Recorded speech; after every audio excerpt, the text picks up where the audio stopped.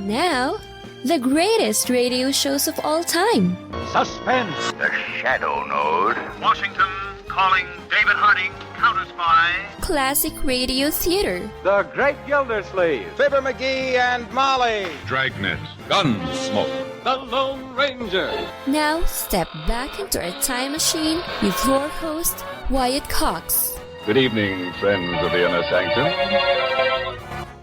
And we'll spend this hour with Bob Bailey. We start off with an episode of the West Coast program Let George Do It, starring Bob Bailey and Virginia-Gregg. Crime drama all hour, by the way.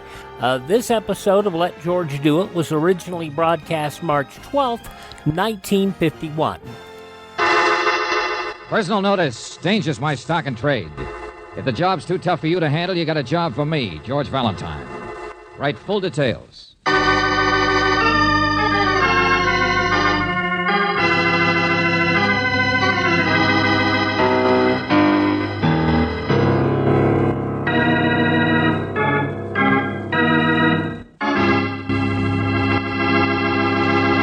You remember Charlie, who used to live around the corner? Poor fella. Always had a problem. He was forever trying to make square pegs fit into round holes. Nobody thought he'd do it. Then one day he did. He shoved his mother-in-law down the garbage disposal. But that's doing it the hard way. It would have been much easier to let George do it. At least George Valentine could have gotten Mama out of the house in one piece. Yeah, you never know when George will come in handy. Now take Jerry Mace, for instance. He's the guy standing over there on the crowded railroad platform. He's waiting to catch a train home to wifey. But I don't think he's going to make it. Come on, give me my change. I'm trying to get the 5:15. Thanks. Oh, excuse me. Pardon me, lady. Excuse me, that's my... All right, so it's not the 5:15. Well, look who wants to read the newspaper. Who's following who, friend, you or me? Come on, loosen up, what are you... Hey, look out! Let go of my... Ah!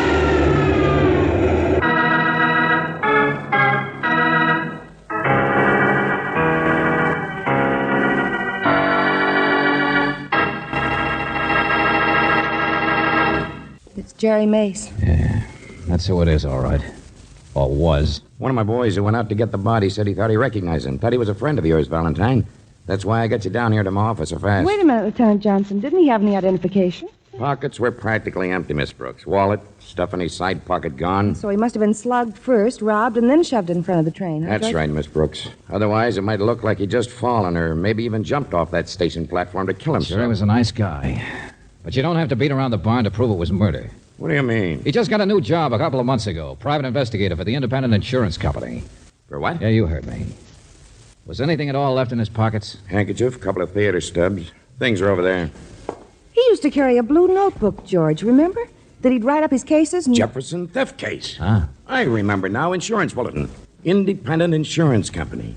Yeah, that's the insurance company in the case, all right. What are you talking about? Swedish match killing. 50,000 taken, and before that, the Prairie Bank job. All one man. Prairie Dog, the boys call him. Clear it up, Lieutenant. The one man I've wanted to get more than anyone else in the world. 6 unsolved crimes in the past 2 years. One of them a murder. Each time by the same guy. Dumb crimes. Clues all over the place.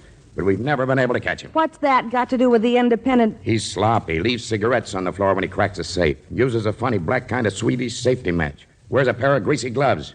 Oh, we know lots of things, but we can't catch up. Lieutenant, I ask you what His last crime was another robbery murder. That insurance company your friend here worked for got hooked. Oh, so that might have been the case Jerry was working on. Prairie Pawn Shop. What, George? Hock your shirt, we'll loan you another. Yeah, it's a pawn ticket. Slipped down through a hole in his pocket, I guess, into the lining of his coat. No date on it. Yeah, well, I'm going to find out for sure what Jerry Mace was working on. From the independent insurance company. It's after 6 o'clock, Lieutenant. I know their office will be closed, but in a little while I ought to be able to find somebody. What's the Prairie? What is it? Didn't you ever hear it called that? Commercial Street, lower end, from front to third. You mean it's a district right here in town? Sure. In the daytime, it's industrial. Night's another matter. Shadows don't even trust the street lamps. Every man for himself, and the devil has to pay admission. Yeah, nice place. That's where this Prairie Dog Killer of yours comes from? Maybe, I don't know. That's why I want to check what Mace was doing. Okay. Come on, Angel. We're leaving too. Where are you going, Valentine? To hock my shirt and see what I get in exchange.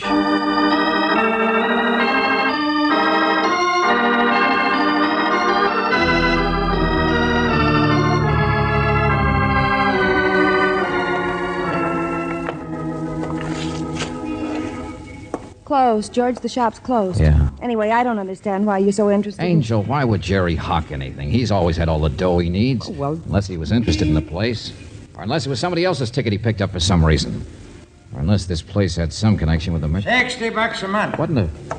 You want it or don't you? Utilities paid until the 5th. 60 in advance, and I won't take a check.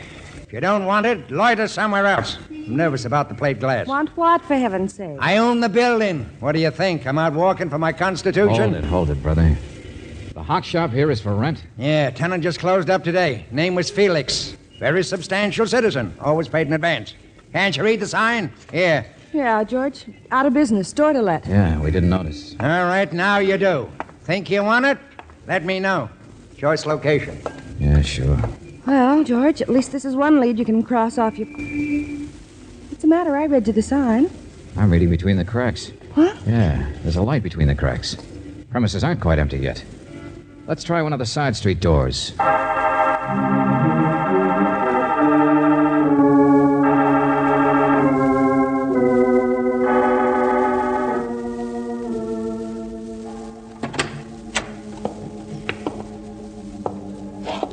Hello? Anybody here? He said the man's name was Felix, didn't he, George? Hello, is anybody... What are you doing here? Through here, I guess.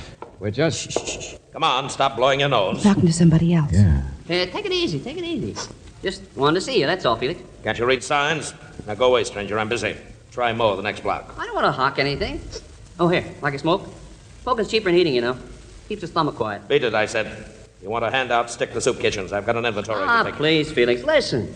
They tell me, somebody says you loan money on things. What do you think a hock shop does? Bake donuts? Yeah, but I mean... Stranger, for the love... Oh. What have you got?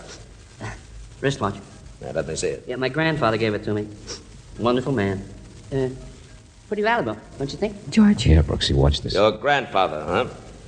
Only, of course, it's a lady's wristwatch. I know. Guess he must have bought it for my grandmother, don't you think? Piece of junk. But all right, come out back here a second. Uh-oh. Pieces of junk are worth something sometimes, though, don't you think? You see, Your name, Felix? Yes, that's right. What is this, open house? Well, we want to see you, that's all. I know, everybody does. I'm out of business at the side door, too. If you gentlemen wish to discuss something, I'm... No. Give me that thing. And you stick around, tall boy. Sit down, sister. I'll only be a minute. Oh, really? I could come back on Give it to somebody. me, I said. Yeah. Get it here in the lights.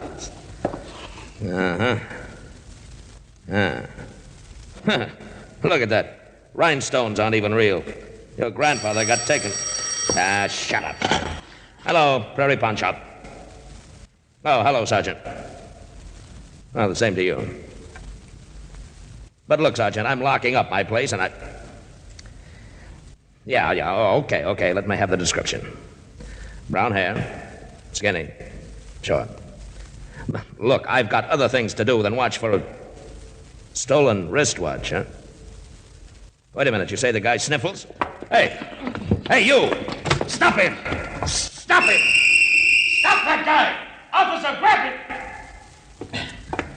him! Let somebody else wear himself down. Well, you were a great help, tall boy. Let him go. All right, so who cares? Great neighborhood, huh? Classy type of people? Sister, what do you think of having a shop where guys like that come in? What's the matter? Want to use his phone, that's all. Well, if it's all the same to you, Just looking, that's all. What's the idea? Well, the phone's dead, isn't it? Kind of a convenient call from his friend the sergeant, wouldn't you say, Brooksy? I wondered why you brought that guy back in here. Where's the button? Oh, yeah, here we are. Sure. Step on the button, it rings. Not bad.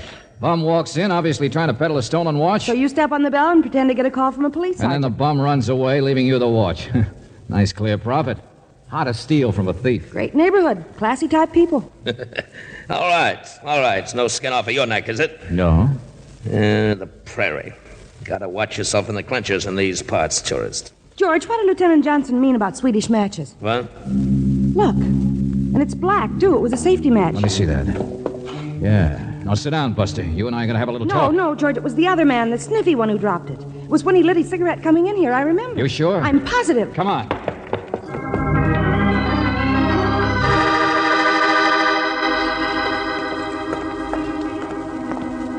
Headed up the alley, Valentine, but I cut him off. Chased him 3 blocks since Felix gave his yell, but I lost him. Hey, listen, there's another cop's whistle. They must have got him on the next street. Oh, no, they haven't. He cut down this side, then ducked in someplace just a second ago before... He's killing him! He's killing him! Through here, back of the barber shop. Yeah. You like to shave, huh? Well, I'll give you a shave. Close to the skin from Tony, yeah? I'll show you coming into my shop. There he is. Like He's got him.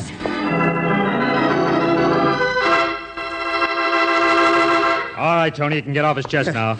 A lady I have under the machine. He come running into my shop. Well, she could pull her hair out by the roots. He was just trying to find a way through the alley, I guess. Oh, I catch him. Tony catch him.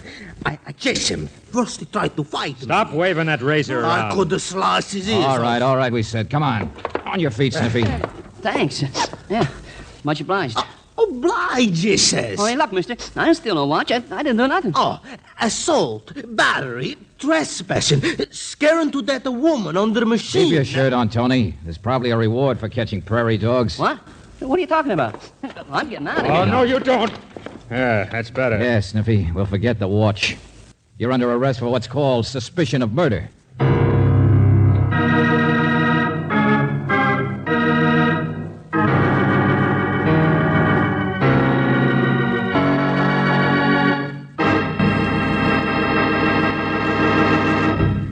March 12th, 1951, Let George Do It on Classic Radio Theater with Wyatt Cox.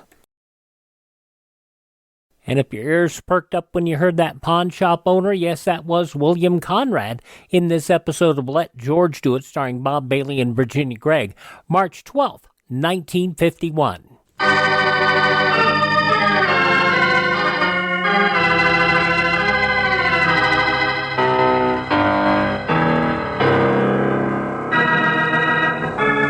Say, do you remember when you were a kid how you liked to put pennies on the railroad track just to see what would happen when the choo-choo train ran over it? Well, there's a character around town called the Prairie Dog who has, shall we say, modernized this little prank. Instead of using pennies, he started using people. And you know what happened? It worked. However, this does not set well with George Valentine, as he figures it will give the railroads a bad name if they have to start putting body catchers instead of cow catchers on the front of locomotives. So, he sets out to do something about it. So far, all he's been able to find is a little sniffle-nosed character who's long on alibis and short on handkerchiefs. Meanwhile, the cops are busy, too. Bless their little hearts. There, you see that? File we've drawn up on all the prairie dog cases. Let's see. That same kind of match has been found in every single one of them. Why, I wonder? Because the guy's dumb, Miss Brooks. Also, because he smokes. Big logic. No, look there. Each one was a robbery that took some time. Makes sense? Yeah. In one, a safe was blown, and another, a combination was worked out. Well, is Sniffy a clever enough man to... Guy gets nervous. He smokes while he works. Grinds his cigarettes out into the floor. Here. Like that. Always the same way. Oh, the janitor will love you. You can't buy those matches in stores. Try it sometime. Sniffy's cigarette was the same brand, too. Cheap, but not too popular. I didn't see any greasy gloves on him. That friend of yours, Jerry Mace, who got killed, was definitely working on finding the prairie dog. His office said he was working on a hot lead today, but they didn't know what it was. You'll have to say more than that, Lieutenant. Before you'll buy that it was probably the guy he was after who killed him, right? Mm-hmm. Well, Sniffy can't offer a single explanation as to where he was at the time of any one of the prairie dog crimes. Also, we've already turned up a witness who says he saw Sniffy on that station platform this evening when Mace was killed. Why didn't you say so in the first place? How good a witness? That's why I didn't. For skeptics like Valentine, I'm waiting to get some more witnesses so I can... Come on, let's go down and see Sniffy, huh? All right. If you don't believe me, watch him hammer the nails in his own coffin.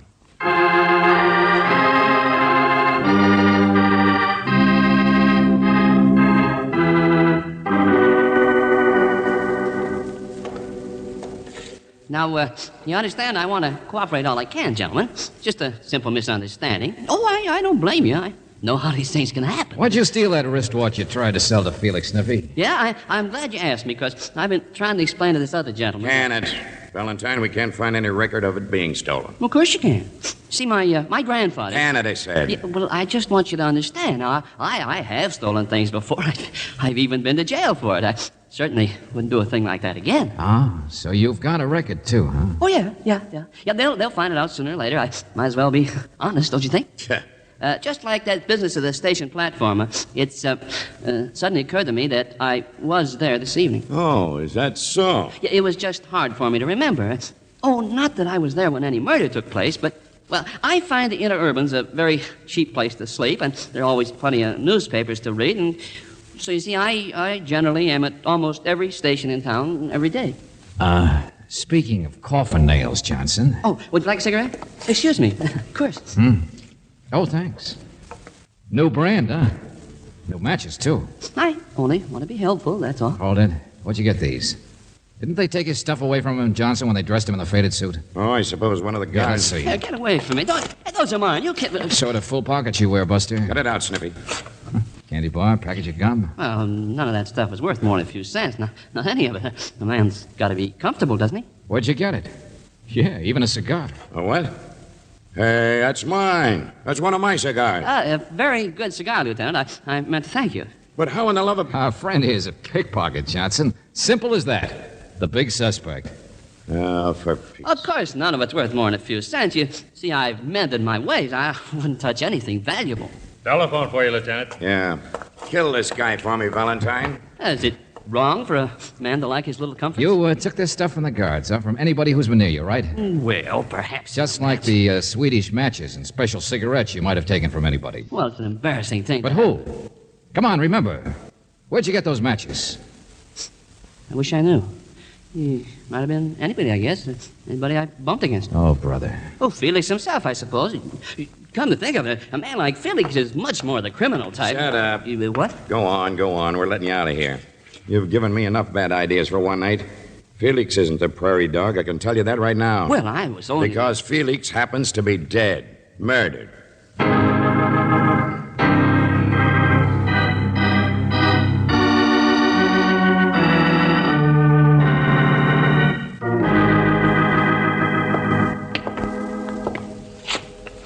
That's Felix, all right. How about it, Sergeant? Another prairie dog, sir. Fits all the patterns. Been hit over the head. Blunt instrument, grease stains on the paperweight there, same as on the briefcases. Motive robbery, huh? Sure. A pirate like this guy Felix must have made a pretty penny in his look time. out. Don't stand there, sir. Huh? A couple of marks on the floor, that's all. Hey, where's this landlord? Did you find him? Yeah. Come in here, will you? Sure. Say, ain't this a tragedy, though? It shows you never can tell. Name's Caligari, George. I've been talking to him in the other room. But I didn't say much. How could I? Left Felix here before you people came. You people saw me. Never mind the alibi, friend. Says he was here helping Felix pack before, George. Pack? Yeah, going to Florida. Fly to Nassau. He made his pile.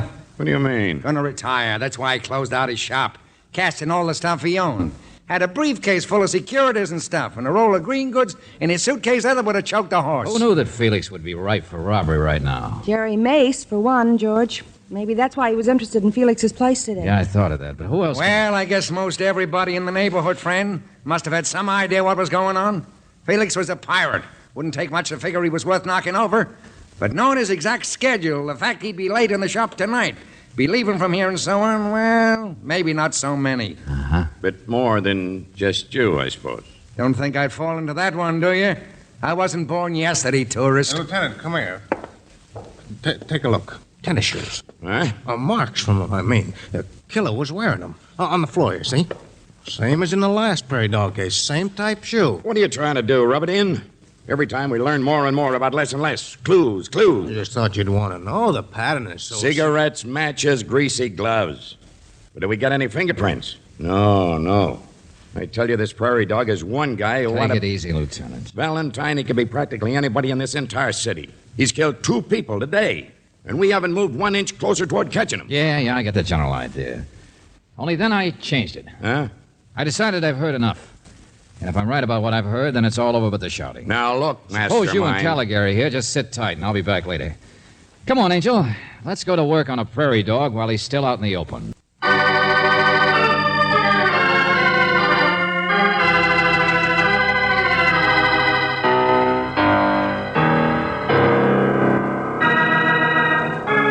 let's see what George and Brooksy have dug up on the Prairie Dog situation. Oh, that's them getting out of that car over there.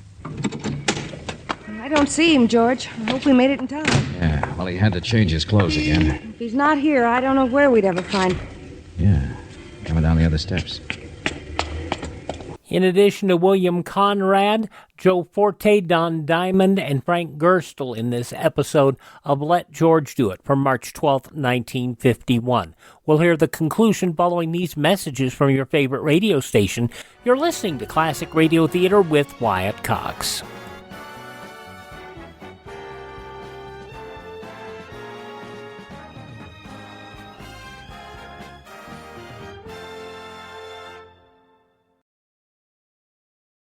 Just when you thought it couldn't get any better, Mike Lindell and MyPillow launching the MyPillow 2.0.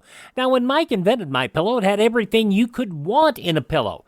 Now, nearly 20 years later, he's discovered a new technology that makes MyPillow even better. Of course, the patented adjustable fill of the original MyPillow, but now with brand new fabric with a temperature-regulating thread, it's the softest, smoothest, and coolest pillow you'll ever own. Say goodbye to tossing and turning and flipping your pillow over in the middle of the night. And more great news on the MyPillow 2.0 buy one, get one free offer with my promo code Wyatt. MyPillow 2.0 is 100% made in the USA, 10-year warranty, 60-day money-back guarantee. Go to MyPillow.com, click on the radio podcast square to receive the MyPillow 2.0 buy one, get one free offer. Use my promo code Wyatt or call 1-800-928-4715.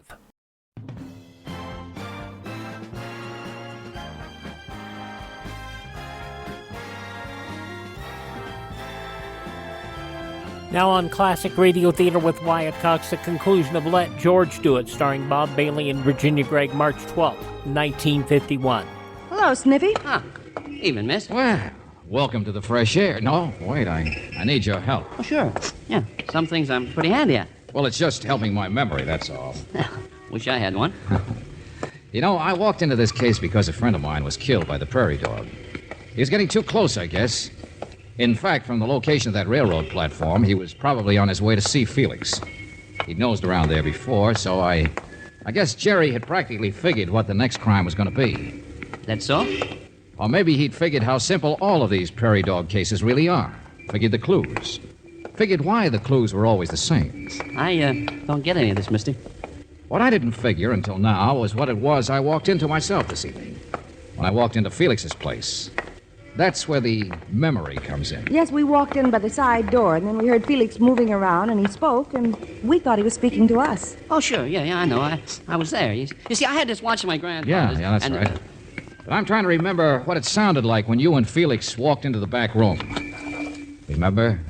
Two of you coming into the back room, but only one pair of footsteps. His. I don't get it. And I remember the same thing when he pretended to get that phone call and you ran. He didn't make any noise. I don't get it. I suppose you dragged that watch in just so he'd invite you to the back room, where people would be less likely to see when you robbed and killed him. I don't get it. Why don't you say something different?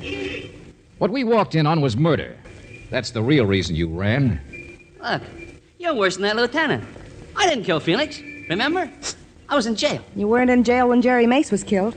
Huh? You don't understand why the same clues were always left by the Prairie Dog. Of course not. You're dumb like everybody else, so it never occurs to you those clues, the cigarettes ground out, the special matches, the greasy glove marks, the tennis shoes, were only to make people think in terms of one man. But suppose the Prairie Dog is two men, working together. And how to fool people. Not bad. Each would have an alibi one time or another. All sorts of neat ramifications. Huh, that's a pretty word. And you're trying to make something against me just because you think I was wearing tennis shoes. Well, you don't make sense. Look. That's leather. Best pair in the city, don't. And don't the rest of your memory work? Felix gave a yell, the cops started after me, I've been in jail ever since. This is the same pair I got dragged in with. No spares in my pocket, see? That's why I'm so sure it's you. You've changed shoes. When could I change my shoes? You had to change them. Your murder of Felix was interrupted by us, and there you were with all the evidence ready for planting. But you could save yourself on the matches and cigarettes by that little pickpocket exhibition in jail. But if you'd been caught with the shoes on, they would have hung you. So, I wished a pair of hard ones out of the air, mister. When could I have? So simple it hurts, Buster. Because there's only one person who could be your partner. Only one person you could have given the evidence to, so he could go ahead and kill Felix and get you off the hook as well as collect the loot. Only one person you could have run to when you knew the cops had you surrounded and would nab you any second. The guy who caught you. That barber, Tony. Yeah? Is that so? It's the only way it could work, Buster. Just like the only way Jerry Mace could have had his pockets emptied before he was shoved in front of that train. He couldn't have been slugged in public and then rolled and then pushed, could he? George, that's right. Yeah, Angel, we missed that before. His outside pockets were empty. In the crowd, the only way that could have happened was if a pickpocket did it before Jerry even knew he was there. So you hung yourself on that one, Buster, showing off your ability. Now, come on. We're going to go see the barber about a two-headed haircut. Look out, George, he's... Thanks for giving me an excuse, Buster.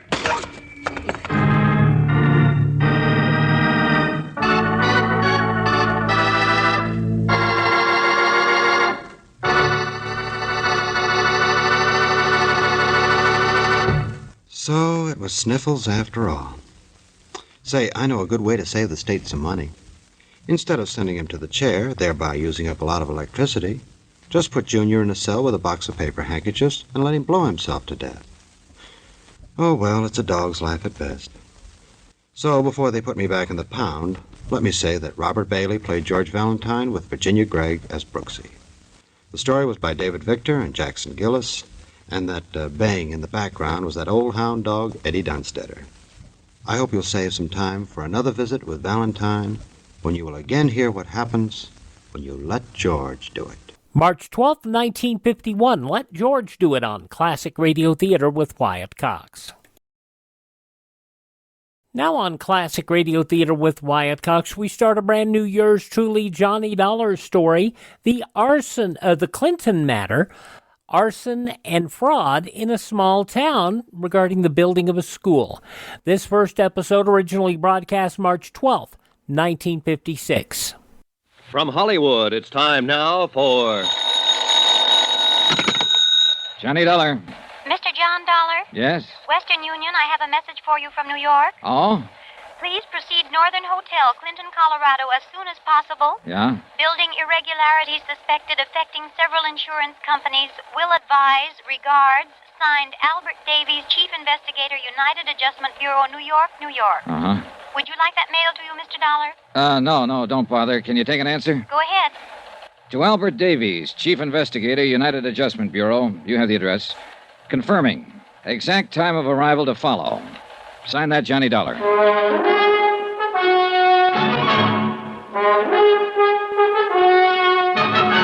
Tonight and every weekday night, Bob Bailey in the transcribed adventures of the man with the action-packed expense account, America's fabulous freelance insurance investigator. Yours truly, Johnny Dollar.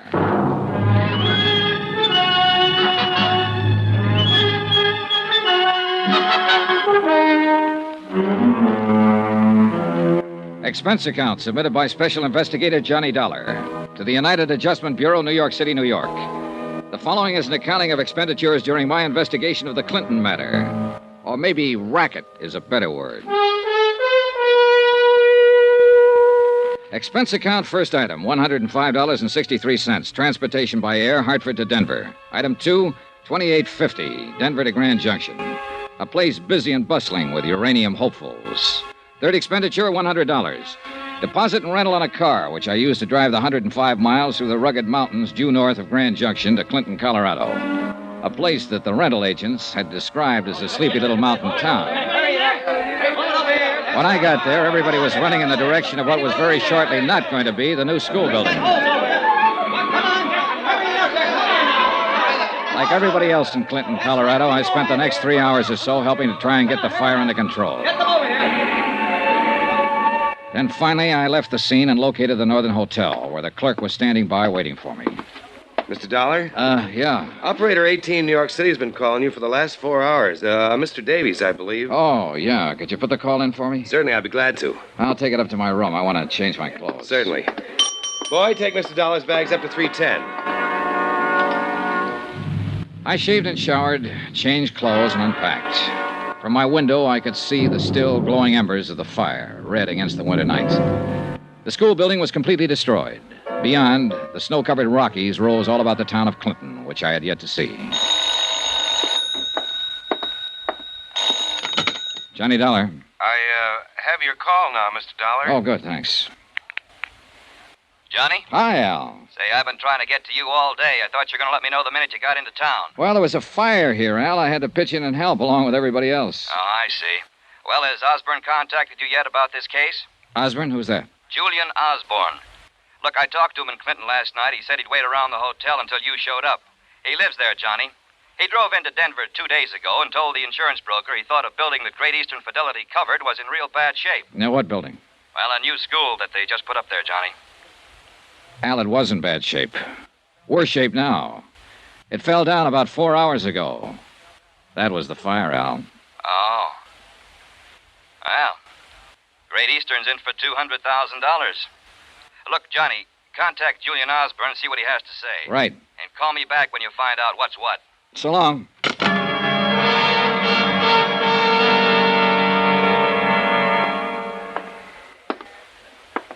Yes, Mr. Dollar, may I help you? Yeah. Do you have a city directory here in Clinton? We aren't that small. Here it is, right here. Good. After all, we have 14,263 people. Okay, thanks. I know most of them, Mr. Dollar. Who do you want to get in touch with? A man named Julian Osborne. Julian Osborne? Yeah. Know him? I didn't know him, but it came over the radio a little while ago. They found his body in the fire. He burned to death.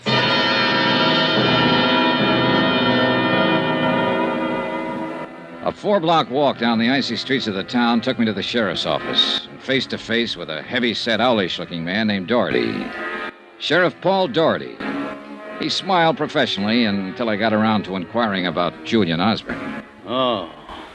Well, you his family? No. I made the trip here to Clinton to see him especially, though. I just heard he was killed in the fire. Yes.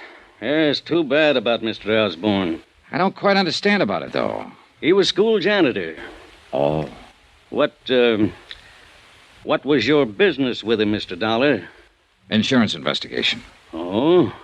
Yeah, Osborne reported the possibility of something wrong with the new school. He did? To who? To our brokers in Denver. That's why they sent me out here. Well, your trip was for nothing, then. Maybe. Well, you'd think if he had anything like that on his mind, he'd have come to me, wouldn't you? Yes. Did he? No, used to pass him on the street. Never said a word. Uh-huh. Where's the body?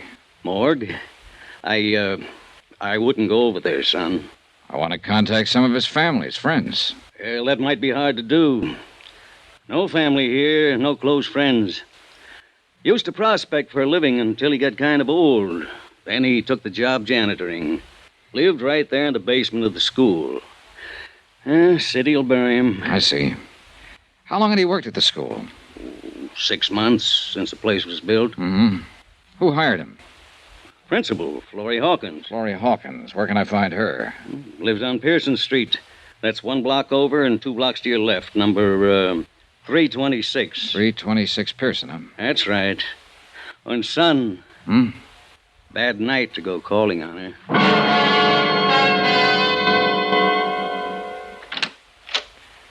I'd like to see Mrs. Hawkins, please. I'm Miss Hawkins. Well, I'm an insurance investigator. My name's Johnny Dollar. Insurance? Yes. Why do you want to talk to me? Well, I'll be frank with you, Miss Hawkins. I came to Clinton to talk to Julian Osborne. Oh. You heard he died in the fire. Yes, I heard. It's tragic. I'm so thankful school wasn't in session today. Come in. Thank you. I know this has been a pretty grueling day for you, for everyone in this town, Miss Hawkins, losing your school and all. I wouldn't call on you except I feel it's important. Excuse me, please. Sure. Hello? Who? Yes, Sheriff. Yes, he is right now. Yes. Good night. There's just a couple of questions I'd like you to answer about Julian Osborne so I can get... I'm afraid I can't help you with anything, Mr. Dollar. What? You'll have to go now. Well, look, now, wait a minute. If you'd Please. I don't want to be impolite, but I'm tired. Very tired. Yeah, sure. That phone call wore you out. Please. All right, I'll go, Miss Hawkins. But I think you should know why I came here. I can assure you, Mr. Dollar, whatever the reason, I'm simply not interested. I was sent here because Julian Osborne advised the insurance company that he suspected certain building irregularities had gone into the new school. Miss Hawkins, did Mr. Osborne ever mention anything like this to you? No. Now, will you Do you have please... an idea to whom he might have confided such information here in Clinton? No. I rather think he was imagining things. You noticed nothing irregular yourself? No, of course not. Mm-hmm. Would that call you just had from Sheriff Doherty cause you not to notice anything? Is that all? I'm dreadfully tired. Thanks for your time. Oh, Miss Hawkins. Yes? If Sheriff Doherty calls again, tell him I'm at the Northern Hotel. Northern Hotel. Good night, Mr. Dollar. Expense account item 4, $10.80. One long-distance call to New York. I got Al Davies out of bed and told him the fate of Julian Osborne. Davies requested me to stay on in Clinton to see the matter through. About 11 o'clock that night, I walked over to the site where the new school had once stood. A few firemen and policemen were still around, searching the ashes by the light of lanterns and spotlights. One of them told me the cause of the fire had not yet been determined. I started back to my hotel. Turning a corner by an alley, 2 men in dark clothes were holding a third man in a sheepskin. A fourth man was giving him the works. Hey, just a minute here. Come on, let's get out of here, boy. There, easy now, easy now. You need some help, mister. Everybody needs help. Let me tell you who I am before you help me. Maybe you won't want to. Easy, just take it easy now. I'm David Baines. You're from out of town, aren't you? Yes. I thought so. I architected that school that isn't anymore. Well, don't you understand, Samaritan? Don't you see? That group of citizens who were working me over just now have kids. The kids could have been in there when the fire broke out. You're easy now, I'm afraid. I'm afraid they feel I don't design especially good buildings. I took David Baines over to my hotel room, still half unconscious from the beating. I sent the bellboy out for bandages, iodine, and something to take off the chill. While I was patching him up, I was thinking how he'd stood there and taken that beating. Stood there in sight of half a dozen policemen and firemen and let them do that to him. Yeah, try a little more. Thanks. Who are you? Johnny Dollar, insurance investigator. I came here about the school. I see. Do you want to beat me up, too? Company you're working for will be liable. Want some more of this? What'd you say your name is? Dollar, Johnny Dollar. Mr. Dollar, I'm in a curious position. I designed the school. I planned every feature of it. But I had nothing to do with the building. You don't believe me? I wish you'd explain that. A week before they broke ground, a very important thing happened to me, Mr. Dollar. I went to Europe. I couldn't pass it up.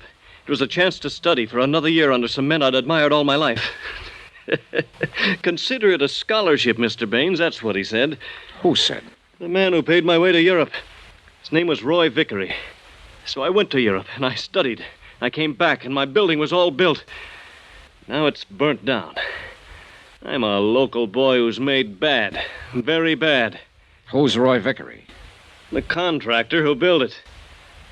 Oh, I better talk to him. Yes, talk to him by all means. You represent a rich and powerful company, Mr. Dollar. But in Clinton, you're wasting your time.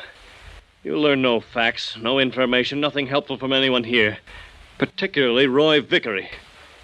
You're in a tight, hot, mean little burg, Mr. Dollar. All right, let's have it. Was that building fired on purpose? I just told you. You won't find out anything in this town.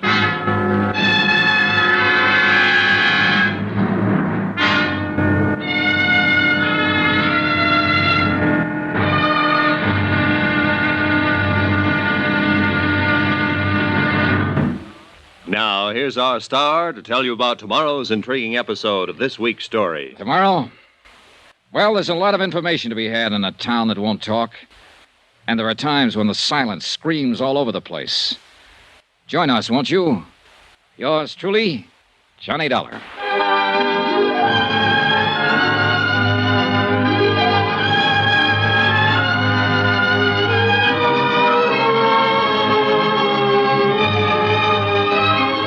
Yours truly, Johnny Dollar, starring Bob Bailey, is transcribed in Hollywood. Written by John Dawson, it is produced and directed by Jack Johnstone. Be sure to join us tomorrow night, same time and station, for the next exciting episode of Yours truly, Johnny Dollar. Roy Rowan speaking.